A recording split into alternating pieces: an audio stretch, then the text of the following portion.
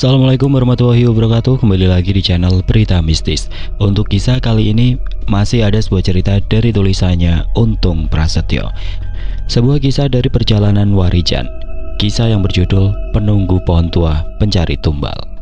Sebelum kita lanjut ke ceritanya, tekan dulu tombol like video ini dan jangan lupa tekan juga tombol subscribe channel ini.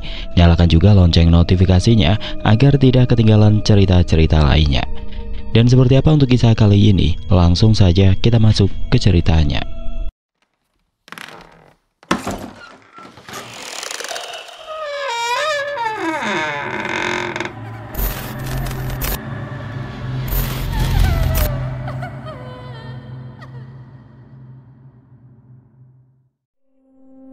Tidak terasa langkah Warijan sudah membawanya melewati banyak pedesaan di bagian selatan Pulau Jawa. Sudah banyak perbukitan dan juga hutan-hutan asri yang menyimpan banyak rahasia di dalamnya dilaluinya. Hingga sampailah dia di sebuah desa yang dilalui jalan raya yang menghubungkan antara Jawa Tengah dan Jawa Timur. Tepat ketika Warijan melintas di jalan aspal yang berliku tajam dan banyak tanjakan ekstrim tersebut, dia mendapati kerumunan warga yang sedang menolong korban kecelakaan tunggal. Warijan memperlambat langkahnya ketika melihat kerumunan warga di tepi jalan. Suasana di lokasi kecelakaan tampak sibuk dan penuh kepanikan. Sebuah mobil minibus terbalik di sisi jalan dengan bagian depan yang penyok parah akibat menabrak pohon besar. Pecahan kaca berserakan di sekitar lokasi, sementara beberapa orang berusaha menarik korban dari dalam kendaraan. Warijan mendekat. Wajahnya tetap tenang meskipun hawa kekhawatiran di sekitarnya terasa sangat kental. Ia melihat seorang laki-laki tua yang duduk di tanah dengan wajah penuh luka dan seorang wanita muda yang terbaring tidak sadarkan diri. Di dekat mereka seorang anak kecil menangis keras, tampaknya tidak mengalami luka serius namun sangat ketakutan. Di sini memang tempat wingit, Mas. Hampir setiap beberapa bulan sekali terjadi kecelakaan dan tidak sedikit yang meninggal di tempat, ujar pria muda yang ikut membantu korban kecelakaan tersebut. Warijan hanya mengangguk mendengar penjelasan itu. Dia berjalan mendekati salah satu korban yang masih terjepit di dalam mobil. Beberapa orang berusaha menarik pintu mobil yang penyok, tapi tampaknya tidak berhasil. "Permisi, boleh saya coba membantu?" ucap Warijan dengan suara tenang. Warga yang berkumpul menoleh ke arahnya, beberapa mengangguk, sementara yang lain tampak tidak memperdulikan Warijan yang penampilannya sangat sederhana itu. Namun Warijan tidak menunggu jawaban lebih lanjut. Dengan kekuatan yang tampak luar biasa, ia menarik pintu mobil itu dengan kedua tangannya. Dan hanya dalam sekali hentakan, pintu yang bengkok itu terbuka, membuat warga sekitar tercengang. "Ayo cepat, keluarkan korban!" ucap Warijan sambil mundur selangkah untuk memberi ruang. Beberapa warga langsung sigap membantu mengangkat seorang pria yang terluka parah keluar dari mobil. Warijan melihat dengan cermat, memastikan tidak ada korban lain yang masih terjebak di dalam kendaraan. Ketika ia yakin semua orang sudah dievakuasi, ia mulai mengedarkan pandangan ke arah sekitar. Karena saat itu, Warijan merasa aura mistis yang sangat pekat menyelubungi tempat itu. Warijan berdiri tegak di pinggir jalan. Angin senja yang sejuk terasa aneh, membawa serta bisikan samar yang tidak biasa. Ia memejamkan mata sejenak, mencoba merasakan energi yang mengalir di sekitarnya. Aura mistis yang ia rasakan begitu pekat, seolah-olah ada sesuatu yang tidak kasat mata mengintai dari balik bayang-bayang. Warijan memusatkan pikirannya, membuka mata batinnya untuk mencari sumber energi aneh itu. Tatapannya terarah ke sebuah pohon besar di tepi jalan, tepat di tempat mobil itu menabrak. Pohon itu tampak biasa bagi mata orang awam, tetapi bagi Warijan pohon tersebut memancarkan aura gelap yang menandakan keberadaan makhluk halus penjaga tempat itu. Ia melangkah mendekat dengan hati-hati, tetap menjaga sikap waspada. Di bawah pohon, ia merasakan tanah yang lembab dan dingin, meskipun cuaca tidak menunjukkan tanda-tanda hujan. Bau anyir samar tercium, bercampur dengan aroma khas dedaunan basah. Warijan tahu bahwa kecelakaan ini bukan sekedar kesalahan manusia, namun ada unsur lain yang terlibat. Ketika ia memusatkan energinya, perlahan sosok samar mulai tampak di hadapannya. Sosok makhluk dengan mata merah menyala dan tubuh hitam yang melingkar, penuh dengan sisik kasar, berdiri diam, memandang Warijan dengan tatapan tajam. Makhluk itu tampak tidak suka dengan keberadaannya di sana, tetapi juga tidak menunjukkan tanda-tanda menyerang. Warijan memandang makhluk itu dengan tenang, menyadari bahwa ia sedang berhadapan dengan entitas kuat yang kemungkinan besar adalah penjaga wilayah tersebut. Makhluk dengan tubuh bersisik kasar itu berdiri tegak, melingkar seperti ular raksasa. Matanya merah menyala penuh dengan amarah yang terpendam. Angin di sekitar Warijan tiba-tiba menjadi berat, seolah membawa peringatan. Dengan hati-hati Warijan merapal ajian perlindungan dan mengalirkan energi positif untuk menenangkan suasana. Ia tahu, dalam situasi seperti ini sikap gegabah dapat memicu amarah makhluk tersebut. Namun ia juga sadar bahwa keberadaannya di tempat itu adalah sebuah gangguan bagi entitas yang telah lama menjadi penjaga di sana. Makhluk itu menggerakkan tubuhnya perlahan. Sisik-sisiknya bergesekan seperti logam yang berderit. Tanah di bawahnya bergetar ringan setiap kali makhluk itu bergeser. Ia mendekat beberapa langkah, menjaga jarak dengan Warijan, tetapi cukup dekat untuk menunjukkan kekuasaannya atas tempat itu. Warijan tetap berdiri tegak, tidak menunjukkan rasa takut. Ia memusatkan pikirannya, menyelaraskan energinya dengan makhluk tersebut. Dalam dunia gaib, komunikasi tidak selalu dilakukan dengan kata-kata, melainkan melalui energi. Warijan berusaha mencari tahu apakah sosok makhluk tersebut yang menjadi penyebab kecelakaan tersebut. Namun belum sempat Warijan mendapatkan jawaban, makhluk tersebut perlahan menghilang ke dalam bayangan pohon, meninggalkan tempat itu dalam keheningan. Warijan tetap berdiri beberapa saat, memastikan bahwa energi negatif telah benar-benar lenyap. Setelah makhluk bersisik itu menghilang ke dalam bayangan pohon, Warijan tetap berdiri diam, memperhatikan sekeliling dengan seksama. Ia mengatur nafasnya perlahan, mencoba merasakan perubahan energi di tempat tersebut. Aura gelap yang sebelumnya terasa berat kini perlahan memudar, digantikan dengan suasana yang lebih tenang, meskipun masih ada sisa-sisa keanehan yang samar. Warijan merenung, mencoba menyusun kembali kejadian yang baru saja ia alami. Keberadaan makhluk gaib itu memberikan petunjuk bahwa tempat ini memiliki sejarah mistis yang mungkin terkait dengan kecelakaan yang baru saja terjadi. Namun karena makhluk tersebut tidak menunjukkan tanda-tanda menyerang atau mengakui kesalahan, Warijan menyadari bahwa jawabannya mungkin lebih kompleks daripada sekedar menyalahkan sosok itu. Warijan berjalan perlahan di sekitar lokasi kecelakaan. Langkahnya penuh kehati-hatian.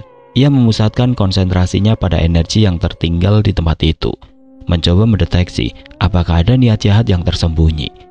Dengan mata batinnya yang masih terbuka, ia mengamati setiap sudut, mencari pola atau tanda yang mungkin mengindikasikan keterlibatan ritual mistis.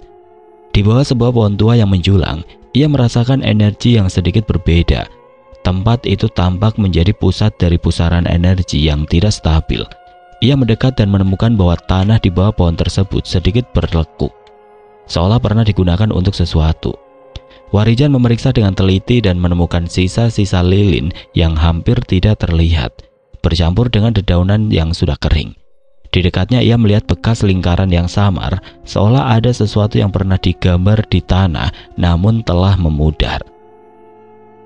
Pikiran Warijan mulai menyusun kemungkinan bahwa tempat ini memang telah digunakan untuk ritual tertentu. Ia menyentuh tanah di tengah lingkaran itu dengan tangan kirinya, mencoba merasakan energi yang tersisa.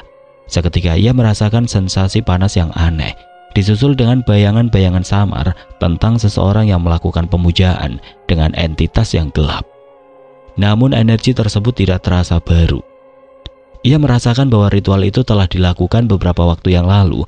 Meskipun demikian, dampaknya masih terasa hingga sekarang, menciptakan ketidakseimbangan yang cukup untuk mempengaruhi kondisi di sekitar tempat ini. Warijan berdiri dan mengedarkan pandangannya kembali ke lokasi kecelakaan. Ia kini mulai memahami bahwa kombinasi antara pusaran energi alam yang tidak stabil dan bekas ritual inilah yang menciptakan suasana berbahaya di tempat ini. Jika ditambah dengan keberadaan makhluk gaib seperti yang baru saja ia lihat, situasinya bisa menjadi semakin rumit dan membahayakan. Apa yang sedang dilakukan Warijan itu memancing perhatian seorang lelaki parubaya yang perlahan mendekat ke arah Warijan dan menanyakan apa yang sedang dilakukannya di bawah pohon besar yang ada di sebuah tikungan tajam jalan tersebut. Sudah banyak korban meninggal akibat kecelakaan di tempat ini, Mas. Sebaiknya sampean tidak mengusik penunggu pohon besar itu agar tidak menimbulkan kecelakaan baru dalam waktu dekat, ujar pria parubaya dengan wajahnya yang terlihat tenang. Warijan menghentikan gerakannya dan menoleh ke arah lelaki parubaya yang mendekat. Sosok itu tampak sederhana, mengenakan pakaian seadanya, namun ada ketenangan dalam sorot matanya yang menunjukkan pengalaman hidup. Warijan mengenali bahwa lelaki ini bukan orang biasa, tapi mungkin ia memiliki pengetahuan tentang energi atau tradisi mistis setempat. Ucapan lelaki itu mempertegas dugaannya bahwa pohon besar ini memang menjadi pusat energi, atau bahkan rumah bagi makhluk gaib. Namun Warijan tidak merasa bahwa mengabaikan masalah ini adalah sebuah pilihan. Ia tahu bahwa energi yang tidak seimbang di tempat ini harus dinetralkan agar tidak terus menjadi sumber bahaya. Sambil mengangguk, perlahan sebagai tanda menghormati, Warijan tetap memfokuskan perhatiannya pada tanah di bawah pohon besar tersebut. Ia tidak ingin langsung berbicara panjang lebar, tetapi memilih untuk memancarkan energi tenang yang menunjukkan bahwa niatnya di sini adalah membantu, bukan mengusik. Penunggu di sini bukan makhluk sembarangan. Dia sudah lama ada sebelum jalan ini dibangun. Orang-orang desa dulu sering memberi sesajen untuk menenangkan energinya, tapi setelah tradisi itu ditinggalkan, kecelakaan mulai sering terjadi. Warijan memandang lelaki itu dengan seksama, mendengar setiap kata dengan penuh perhatian. Ia memahami bahwa tradisi yang disebutkan lelaki itu adalah salah satu bentuk harmoni antara manusia dan alam gaib. Namun ia juga tahu bahwa sesajen bukanlah solusi jangka panjang. Energi tempat ini perlu diolah dan diseimbangkan agar tidak terus menjadi ancaman. Terima kasih atas peringatan sampean. Saya tidak berniat melawan penunggu tempat ini, tapi hanya ingin membantu agar energi di sini kembali tenang. Jika terus dibiarkan, mungkin korban berikutnya tidak akan seberuntung yang tadi. Ucap Warijan dengan tenang. Lelaki parubaya itu diam sejenak, seperti mempertimbangkan apa yang baru saja dikatakan Warijan. Akhirnya ia mengangguk perlahan, tanda bahwa ia setuju. Namun sorot matanya masih menunjukkan sedikit keraguan, mungkin karena ia belum sepenuhnya memahami siapa Warijan dan apa yang mampu dilakukannya. Sepertinya sampean ini bukan orang dari daerah sini ya mas. Kalau begitu sebaiknya sampean mampir dan beristirahat dulu di rumah saya, ujar pria parubaya tersebut sambil menunjuk ke arah gapura yang menjadi jalan masuk ke desa tempat tinggalnya. Terima kasih pak, tapi apakah saya tidak merepotkan panjenengan? Tentu tidak, monggo, rumah saya tidak jauh dari gapura itu, balas pria parubaya itu lagi. Warijan mengangguk sebagai tanda penghormatan dan menerima tawaran itu. Ia merasa bahwa dengan mengikuti lelaki parubaya ke rumahnya bisa memberikan lebih banyak pengetahuan tentang tempat ini, serta mencari tahu lebih jauh tentang energi yang dirasakannya. Setelah melewati gapura sederhana yang menandai pintu masuk desa, mereka tiba di sebuah rumah yang terlihat sederhana namun nyaman. Dindingnya sudah terbuat dari batu bata merah walau belum diperhalus. Sementara lampu kecil kuning temaram menerangi teras rumah memberikan nuansa yang hangat. Lelaki parubaya itu membuka pintu dan mempersilahkan Warijan masuk. Silakan duduk mas, saya ambilkan air dulu, katanya sambil menuju dapur. Warijan duduk di kursi kayu dengan warna coklat tua. Di dalam rumah aroma kayu dan rempah-rempah menyatu, menciptakan suasana damai. Matanya mengamati sekeliling ruangan tersebut, dan dia melihat ada beberapa benda pusaka tergantung di dinding, termasuk keris dan sebuah kendi tua yang tampak memiliki nilai mistis. Monggo mas, diminum dulu. Sepertinya sampean ini sedang melakukan perjalanan jauh, ucap lelaki parubaya itu sambil menyuguhkan wedang hangat beraroma melati. Saya hanya kebetulan lewat pak, dan tadi saya juga melihat kecelakaan yang menurut saya sangat aneh, balas Warijan menjelaskan. Perkenalkan, nama saya Joko. Saya asli warga desa ini mas, balas Pak Joko yang seolah mengalihkan pembicaraan Warijan tentang kecelakaan tadi. Nama saya Warijan pak, asal dari desa Karanggading, balas Warijan sambil tersenyum. Sambil menyeruput air, ia memperhatikan dengan seksama setiap sudut rumah ini, mencoba menangkap jejak energi lain yang mungkin tersimpan di sini. Ia merasa bahwa lelaki ini bukanlah orang biasa. Selain ketenangan yang terpancar darinya, rumahnya juga tampak dilindungi oleh energi yang kuat dan positif. Sepertinya sampean ini sedang ngelakoni ya mas, ucap Pak Joko yang sedari tadi terus memperhatikan Warijan. Hanya laku lampa biasa pak, untuk menambah pengalaman, pengetahuan serta saudara, balas Warijan menjelaskan. Wah, sampean terlihat tegang mas, Sepertinya sampean ini terlihat terlalu menjaga wibawa sekali. Padahal sepertinya sampean ini aslinya ndak seperti ini loh. Ujar Pak Joko yang membuat Warijan tersenyum. Sepertinya memang begitu Pak, karena saya ingin terlihat seperti guru saya yang gagah dan penuh wibawa serta sangat berkarisma. Balas Warijan menjelaskan. Walah, ya lebih enak jadi diri sendiri Thomas, malah bebas, ndak usah dipaksakan supaya terlihat berkarisma, malah terlihat lucu. Tapi memang benar Pak, saya kok merasa kaku, padahal awalnya saya ini ngawur loh Pak. Selain itu saya juga lucu. Wong teman-teman saya saja memanggil saya dengan sebutan gareng karena dulu badan saya kurus. Timbal Warijan sambil tertawa lepas. Malam itu mereka berbincang ringan dan penuh gelak tawa. Warijan yang merasa kembali menemukan jati dirinya terus saja bercerita tentang kekonyolannya bersama teman-temannya. Selain itu Warijan juga banyak menceritakan tentang sosok Sudiro yang merupakan guru spiritualnya yang banyak merubah kehidupannya. Selain itu kekagumannya kepada sang guru membuat Warijan ingin mengikuti karakternya. Namun ketika bertemu dengan Pak Joko, Warijan tidak lagi bersikap kaku. Dia kembali seperti dirinya yang sebelumnya, yang setiap kalimatnya membuat orang tertawa. Malam itu menjadi begitu hangat dan penuh keceriaan. Warijan yang sebelumnya tenggelam dalam suasana penuh misteri dan kewaspadaan, kini merasa lebih santai. Ia duduk bersila di tikar pandan bersama Pak Joko, lelaki parubaya itu, sambil menikmati kopi hangat yang disuguhkan. Cerita-cerita Warijan mengalir deras, seperti sungai yang akhirnya menemukan muaranya. Ia berbicara tentang masa-masa jahilnya dengan teman-teman sekampung dulu. Tentang perlombaan menangkap ikan di sungai, bermain gasing hingga larut malam, dan keisengan-keisengan kecil yang sering membuat tetua desa marah, tapi tidak kuasa menahan tawa. Gelak tawa mereka akhirnya mengalir ke topik yang lebih serius. Warijan mulai berbicara tentang sosok Sudiro, gurunya yang begitu dihormati. Ia menceritakan bagaimana pertemuannya dengan Sudiro adalah titik balik dalam hidupnya. Sosok Sudiro bukan hanya guru spiritual, tetapi juga seorang pembimbing yang membuka mata hati Warijan akan makna kehidupan, keberanian, dan keseimbangan. Malam terus berlalu, dan obrolan yang berganti antara cerita ringan dan membahas serius. Warijan merasa nyaman, seperti bertemu seorang sahabat lama yang mengerti dirinya. Kehangatan yang ia rasakan malam itu seperti menjadi pengingat bahwa meskipun hidup penuh tantangan, selalu ada momen kebahagiaan sederhana yang membuat segalanya terasa layak dijalani.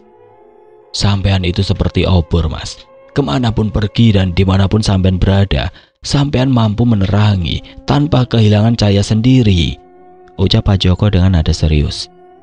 Belum Pak, saya belum mampu menjadi seperti yang sampean katakan. Saya ini apa toh Pak? Wong hanya pemuda desa yang tidak sempat makan bangku sekolahan, balas Warijan sambil tertawa kecil. Walah, kalau begitu kita ini sama Mas, sama-sama ndak makan bangku sekolahan karena kita makan nasi, timbal Pak Joko yang kembali membuat mereka tertawa. Di tengah-tengah perbincangan itu, tanpa disangka-sangka oleh Warijan, tiba-tiba istri dan anak perempuan Pak Joko keluar membawakan hidangan makan malam. Warijan yang terkejut ketika melihat paras cantik dari anak perempuan Pak Joko itu terlihat terus memandanginya hingga dia lupa di mana dia berada kala itu. Warijan yang biasanya penuh percaya diri kali ini tampak resah. Pandangannya terus tertuju pada anak perempuan Pak Joko yang berjalan membawa nampan berisi hidangan. Rambutnya terurai rapi, senyumannya lembut, dan matanya memancarkan ketenangan yang sulit dijelaskan. Cahaya temaram lampu pijar yang temaram pun menambah aura berbeda yang membuat Warijan lupa sejenak pada segala cerita dan tawa sebelumnya. Monggo Mas, ini makan malamnya, silakan dinikmati, ucap gadis itu sambil meletakkan hidangan di meja kecil di hadapan Warijan. Warijan menelan ludah, mencoba berkata sesuatu, tetapi suaranya tidak keluar. Hingga akhirnya ia hanya mengangguk sambil tersenyum kaku. Gadis itu tersenyum sopan dan segera kembali duduk di sebelah ibunya, membiarkan para tamu menikmati hidangan. Pak Joko yang menyadari perubahan sikap Warijan hanya tersenyum kecil. Menahan tawa, ia melirik Warijan lalu berkata dengan nada bercanda. Sampean ini terlihat biasa saja ketika melihat demit dan jin parayangan, tapi saat melihat perempuan, sampean malah ketakutan seperti itu. Piye toh Mas? Ujar Pak Joko seraya meledek Warijan. Ayo dimakan, jangan cuma dilihat saja, itu ayam gorengnya spesial, istri saya yang masak. Imbu Pak Joko sambil tersenyum. Iya Pak, balas Warijan tergagap sambil cepat-cepat mengambil nasi dan ayam di piringnya. "Nggak usah gugup Mas, biasa saja. Kenalkan, ini anak saya namanya Sulastri. Dia baru lulus sekolah dan sekarang yang bantu ibunya urus rumah setiap hari," ucap Pak Joko sambil menyantap hidangannya. Sulastri tersenyum lembut, mengangguk sopan pada Warijan. Sementara itu Warijan hanya mampu membalas dengan anggukan dan senyuman canggung, sambil berusaha keras menyembunyikan rasa gugupnya. Malam itu meskipun hidangan di depannya lezat, namun perhatian Warijan terpecah. Bukan hanya pada makanan atau pada percakapan yang berlangsung, melainkan pada Sulastri, gadis yang entah bagaimana berhasil mencuri perhatiannya hanya dalam waktu singkat. Ketika malam semakin larut, Pak Joko pun mempersilahkan Warijan untuk beristirahat di kamar yang sudah dia siapkan. Namun selain merasa malu, Warijan juga masih menyimpan tanda tanya terkait sosok penghuni pohon besar yang menyebabkan banyak terjadinya kecelakaan. Melihat rasa keingintahuan Warijan yang besar, Pak Joko pun mulai menceritakan tentang desanya dan tentang pohon besar yang telah lama menjadi penyebab kecelakaan itu. Di sisi lain, Warijan mendengarkan dengan seksama, mencatat setiap detail dalam pikirannya. "Sekitar 20 tahun yang lalu, pembangunan jalan masuk ke desa ini awalnya pohon besar itu ingin ditebang karena memang menghalangi jalan yang seharusnya tidak menikung tajam itu. Namun beberapa warga menyarankan jika pohon yang sudah tua itu tidak ditebang karena sedari dulu pohon itu menjadi tempat berkumpulnya orang-orang yang melakukan transaksi jual beli hasil panen mereka," ujar Pak Joko mulai menceritakan tentang pohon tua itu. "Warga desa ini dan juga warga desa di balik bukit itu sering melakukan jual beli di bawah pohon rindang tersebut karena pasar di daerah ini cukup jauh, Mas. Namun hal-hal aneh pun mulai terjadi setelah pembangunan jalan aspal itu selesai, dan yang menjadi penyebab dari itu semua konon dilakukan oleh seseorang yang sengaja mencari tumbal dengan menaruh sosok makhluk gaib di pohon itu, Mas," ucap Pak Joko lagi. Warijan mengangguk perlahan, matanya tetap fokus pada Pak Joko yang dengan tenang melanjutkan ceritanya. "Kecelakaan demi kecelakaan terus terjadi, dan setiap korban yang selamat mengaku melihat bayangan di tengah jalan, mendengar suara tangisan, atau bahkan merasa tiba-tiba kehilangan kendali seolah ada yang menarik setir mereka." "Lalu apa yang dilakukan warga, Pak?" tanya Warijan penasaran. Pak Joko pun menghela nafas panjang sebelum dia melanjutkan ceritanya. "Beberapa warga yang memiliki kemampuan atau kesaktian mencoba mengusir makhluk gaib yang sudah merasa nyaman menempati pohon tua itu. Akan tetapi mereka selalu gagal, dan mereka mengatakan jika makhluk itu terlalu kuat dan memiliki kesaktian tinggi. Ada juga yang mengatakan pohon itu sudah menjadi kerajaan gaib dari makhluk-makhluk tidak kasat mata," ucap Pak Joko menjelaskan semuanya. Warijan mengepalkan tangannya, dia merasa ada benang merah antara cerita ini dengan sosok yang memiliki aura hitam yang ia rasakan saat berada di pohon besar tadi. Ia merasa semakin yakin bahwa makhluk gaib di sana memang sengaja ditempatkan oleh seseorang yang memang sengaja mencari keuntungan dari para korban kecelakaan di tempat itu. Malam semakin larut, namun pikiran Warijan terus berputar, menghubungkan setiap detail yang ia dapatkan. Ia mulai menyadari bahwa kecelakaan-kecelakaan yang terjadi bukan hanya hasil dari keberadaan makhluk gaib, tetapi juga ulah manusia yang berniat jahat. Sosok dengan aura hitam yang ia temui di bawah pohon besar itu seolah menjadi kunci dari teka-teki ini. Energinya kuat, namun tidak liar, dan memang seperti sedang diarahkan untuk tujuan tertentu. Warijan memejamkan mata, mengatur nafasnya untuk tetap tenang. Ia tahu bahwa malam ini harus melakukan sesuatu. Tubuhnya mungkin lelah, tetapi pikirannya tidak akan tenang sebelum menemukan jawaban. "Saya tahu sampean ini memiliki kemampuan yang luar biasa, tapi sebaiknya sampean tidak usah mengusik apa yang ada di tempat itu, Mas. Karena sudah menjadi rahasia umum di desa ini, jika orang yang bersekutu dengan makhluk gaib itu adalah orang terkaya di desa ini," ujar Pak Joko yang sepertinya tahu akan semua yang terjadi di desanya. "Untuk apa sampean susah payah mengeluarkan tenaga? Toh sampean hanya mampir di desa ini, Mas," ibu Pak Joko yang sempat membuat Warijan tersentak. Warijan terdiam mendengar ucapan Pak Joko yang terasa tajam namun penuh kejujuran. Sebuah senyum tipis muncul di wajahnya, tetapi matanya tetap memancarkan tekad. Ia memahami kekhawatiran Pak Joko yang hanya orang biasa dan ingin hidup damai di desa itu. Sudah pasti Pak Joko enggan terlibat dalam konflik dengan pihak-pihak berkuasa, apalagi jika kekuatan itu dibangun di atas kekuatan gaib. Namun bagi Warijan ini bukan sekedar tentang mampir di sebuah desa, namun ada prinsip yang ia pegang teguh, sesuatu yang diajarkan oleh Sudiro, gurunya, yang terus dia jalankan. Karena ketidakadilan memang tidak boleh dibiarkan, terlebih jika itu mengorbankan nyawa dan kesejahteraan orang lain. Warijan tidak akan pernah melihat dirinya sebagai pahlawan, tetapi ketika menghadapi situasi seperti ini, ia merasa bertanggung jawab untuk bertindak. Keberadaan saya di sini mungkin hanya sementara, Pak, tetapi kebenaran harus ditegakkan. Kalau saya diam, siapa lagi yang akan melawan? Ujar Warijan dengan tenang. Tapi sampean bukan hanya akan berhadapan dengan makhluk yang berada di pohon itu, Mas, tapi juga dukun sakti serta orang yang melakukan pesugihan itu.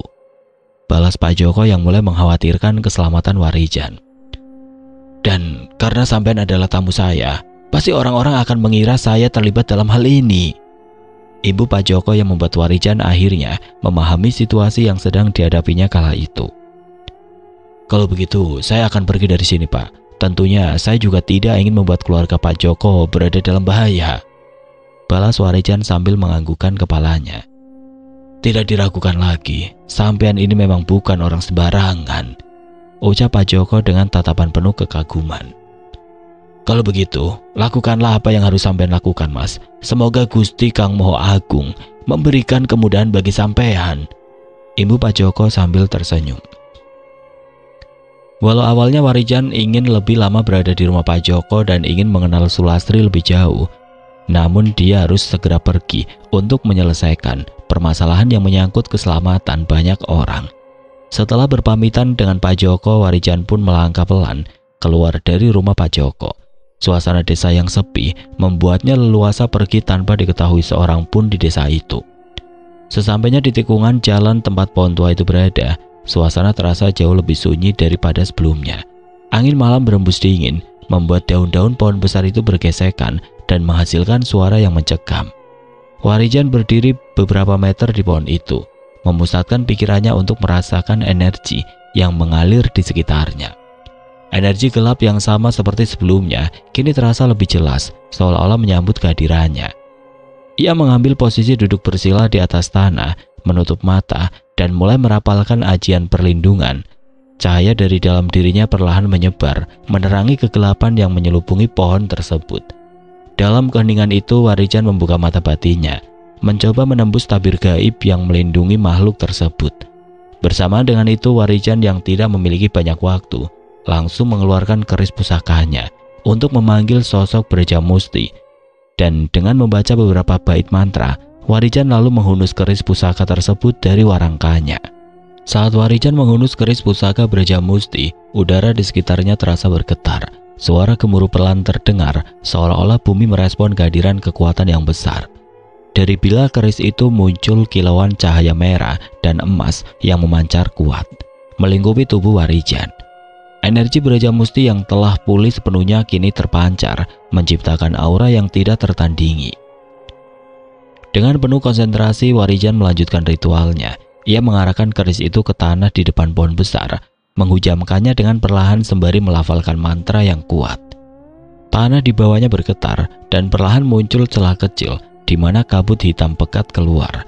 Kabut itu bergerak seolah hidup, mencoba menyerang Warijan tetapi langsung terbakar oleh cahaya perlindungan yang telah ia bangun. Tiba-tiba sosok makhluk gaib yang ia temui sebelumnya muncul dari dalam bayangan pohon, tetapi kali ini wujudnya lebih jelas. Mata merah menyala, tubuh hitam bersisik, dan taring yang tajam menciptakan kesan menakutkan. Makhluk itu mengeluarkan suara geraman rendah yang menggetarkan udara. Brajamusti yang kini berdiri di samping Warijan dalam wujud sosok pria muda dengan baju perangnya, mengeluarkan suara lantang, penuh wibawa. Ia menantang makhluk tersebut dan memerintahkannya untuk mengungkap siapa yang telah mengikatnya di tempat ini. Kita tidak memiliki banyak waktu di sini, Braja, karena jika ada yang tahu apa yang kita lakukan malam ini, itu akan mengakibatkan seseorang dan keluarganya berada dalam bahaya, ucap Warijan kepada Brajamusti. Duduk diam di tempatmu, biar makhluk itu aku yang musnahkan," balas Brajamusti dengan suara yang terdengar tegas dan berwibawa. "Untuk menghindari hal-hal yang membahayakan keselamatan keluarga Pak Joko, jangan kau musnahkan makhluk itu, Braja. Cukup kau taklukkan dan kita bawa pergi makhluk itu dari tempat ini," pinta Warijan kepada Brajamusti. "Aku tahu apa yang kau maksud, Jan. Sepertinya kau ingin membuat tuan dari makhluk itu mencarimu dan terus mengejar kita. Cerdik juga kau sekarang," balas Brajamusti yang langsung meningkatkan kekuatannya. Dengan gerakan tegas ia melangkah maju, mendekati makhluk hitam bersisik itu. Cahaya dari baju perangnya memancar terang, membuat makhluk tersebut semakin terlihat kecil dan rapuh dibandingkan dengan sosok Brajamusti. Makhluk penghuni pohon itu menggeram, mencoba melawan dengan melepaskan aura gelapnya. Namun kekuatan Brajamusti terlalu besar. Dengan satu hentakan tangannya yang bersinar, Brajamusti menciptakan lingkaran energi di sekeliling makhluk tersebut, membatasinya agar tidak bisa kabur. Brajamusti yang mengira jika sosok makhluk gaib tersebut akan dengan mudah dikalahkan. Dia dibuat tercengang ketika sosok yang kini berwujud ular besar itu mengeluarkan asap hitam yang menyerap energi dari Brajamusti. Asap hitam yang dikeluarkan oleh makhluk itu seperti racun. Bukan hanya menghambat kekuatannya, tetapi juga membuat auranya berkurang secara signifikan. Sosok ular besar itu kini berdiri dengan kepala terangkat tinggi, matanya bersinar merah menyala, dan sisiknya memancarkan kilauan gelap yang memantulkan kekuatan jahat. Warijan yang merasakan situasi mulai berubah segera merapal ajian Sindung Geni. Ia memejamkan mata dan mulai menggerakkan kedua tangannya yang perlahan mengeluarkan energi panas tersebut. Beberapa detik kemudian energi itu membuat debu-debu berubah menjadi bola api kecil yang langsung melesat ke arah sosok ular bertubuh hitam dengan kedua mata yang merah menyala itu. Pertarungan menjadi semakin sengit. Asap hitam terus mengepul, menciptakan aura mencekam yang menyelimuti seluruh area. Ular besar itu kembali menyerang, membuka mulutnya yang besar dan menyemburkan energi hitam langsung ke arah Warijan. Namun tepat sebelum serangan itu mengenainya, Brajamusti melompat tinggi, lalu melancarkan serangan balasan berupa tombak cahaya yang menusuk langsung ke tubuh ular tersebut. Makhluk itu mengerang kesakitan. Setelah serangan Brajamusti dapat menembus sisik tebalnya, Warijan pun tidak menyia-nyiakan kesempatan itu. Dia pun dengan cepat menyelesaikan ajian Sindung Geni dengan energi yang lebih besar. Walau sempat membuat serangan yang cukup membahayakan, namun akhirnya makhluk tersebut dapat dilumpuhkan oleh Warijan dan Brajamusti. Akan tetapi, ikatan gaib yang mengikat sosok makhluk tersebut tampak kuat sekali, sehingga Warijan pun harus mencari cara untuk dapat melepaskan simpul gaib yang mengikat makhluk tersebut. Makhluk itu mengerang kesakitan. Setelah serangan Brajamusti dapat menembus sisik tebalnya, Warijan pun tidak menyia-nyiakan kesempatan itu. Dia pun dengan cepat melesatkan ajian Sindung Geni dengan energi yang lebih besar lagi. Walau sempat membuat serangan yang cukup membahayakan, namun akhirnya makhluk tersebut dapat dilumpuhkan oleh Warijan dan Brajamusti. Akan tetapi ikatan gaib yang mengikat sosok makhluk tersebut tampak kuat sekali, sehingga Warijan pun harus mencari cara untuk dapat melepaskan simpul gaib yang mengikat makhluk tersebut. Brajamusti tidak membuang waktu. Dengan satu gerakan cepat ia menciptakan pedang cahaya besar di tangannya, dan dengan kekuatan penuh dia menghujamkan langsung ke arah pohon besar itu yang menjadi simpul gaib tersebut. Ledakan energi terjadi, mengguncang tanah di sekitarnya. Asap hitam mulai memudar dan ular besar itu mengeluarkan serangan terakhir sebelum menyerah. Warijan menarik nafas panjang, menyeka keringat di dahinya. Ia tahu pertempuran ini hanyalah awal dari masalah yang lebih besar. Seseorang di balik makhluk itu pasti tidak akan tinggal diam. "Kau hanyalah alat. Tuanmu telah mengikatmu di sini untuk mencelakai orang-orang. Namun kini kau bebas dan kau harus ikut aku sekarang," ujar Brajamusti dengan suara yang menggelegar, membuat tanah bergetar. Makhluk itu tidak punya pilihan lain. Ia menyerah, merundukkan tubuhnya sebagai tanda takluk. Brajamusti dengan gestur penuh wibawa mengarahkan makhluk tersebut untuk masuk ke dalam ruang energi yang ia ciptakan. Setelah berhasil menaklukkan makhluk penghuni pohon besar di sebuah tikungan tajam itu dan membawanya bersama Brajamusti di dalam keris pusakanya, Warijan pun bergegas pergi dari tempat itu. Dia tidak ingin terjadi sesuatu yang dapat membahayakan keluarga Pak Joko. Suara angin malam menyelinap di antara dedaunan, seolah berbisik tentang kisah yang baru saja terjadi. Langit mulai memudar dari kelamnya, menandakan bahwa fajar sebentar lagi akan tiba. Dengan keris pusaka yang kini menyimpan energi makhluk penghuni pohon besar dan juga Braja Musti, ia melanjutkan perjalanan tanpa menoleh ke belakang. Langkah-langkahnya terasa semakin berat, bukan karena lelah, tetapi karena kenangan singkat di desa itu yang terus berputar dalam benaknya. Warijan tidak pernah menyangka bahwa sebuah desa kecil dengan tikungan tajam itu akan meninggalkan bekas yang begitu mendalam di hatinya. Wajah Sulastri dengan senyum dan tatapan penuh kelembutan seolah masih tergambar jelas di setiap kali ia memejamkan mata.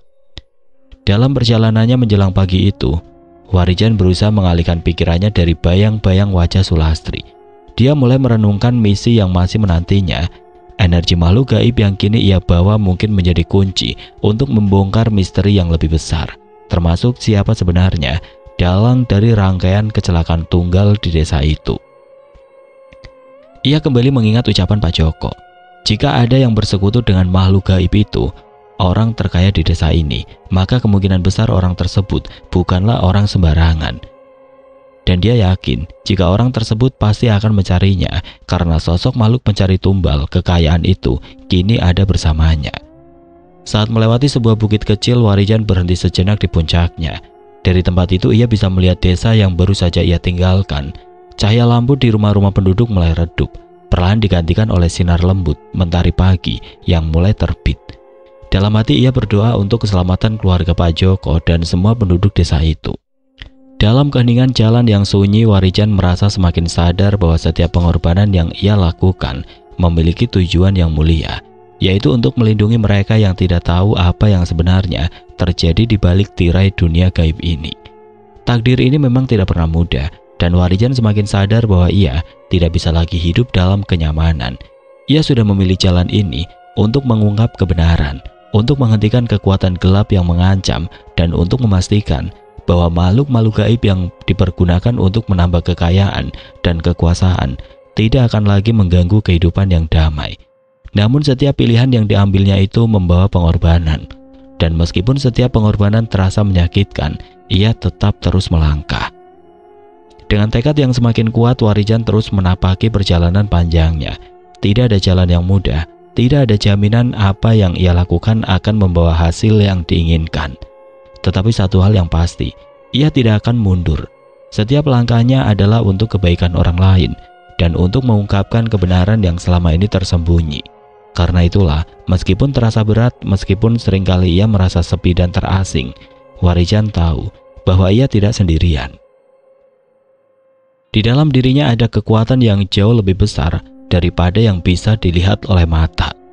Dan dengan itu, ia melanjutkan perjalanannya, menatap masa depan yang penuh ketidakpastian, namun dengan keyakinan bahwa langkah-langkahnya akan membawa perubahan yang lebih baik untuk dirinya sendiri dan untuk dunia yang lebih luas.